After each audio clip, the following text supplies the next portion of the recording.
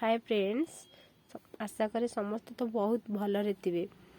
मुझे वीडियो कर कारण मुझे लोरियल सेरम विषय कहबी। आपण मैंने तो कि केते प्रकार सेरम यूज कर आज किंतु लोरियल सेरम विषय कहबी। लोरियल सेरम देखु एटा बहुत डार्क स्पॉट पर बहुत बढ़िया काम करे।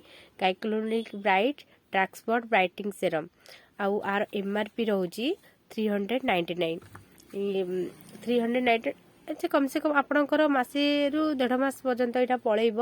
जेहेतु नुआ अच्छी मुझे ओपनिंग कर जेहेतु दुकान अच्छी आपण मैंने जब कहे भी मु घरे जोटा ये कर यूज कर जो देखदेवी केमती कौन बटल रोचे आमती यूज करवा।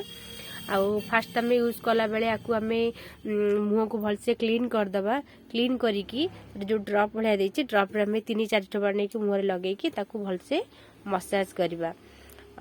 मसाज करवा तापर 5 मिनिट्स पर आम मुहरे क्रीम हो सनस्क्रीन हो पाउडर हो आम जहाँ भी ताकू यूज कर आपन को 8 दिन यूज करंतु आपन जानि परिबे आर फायदा केते बहुत बढ़िया।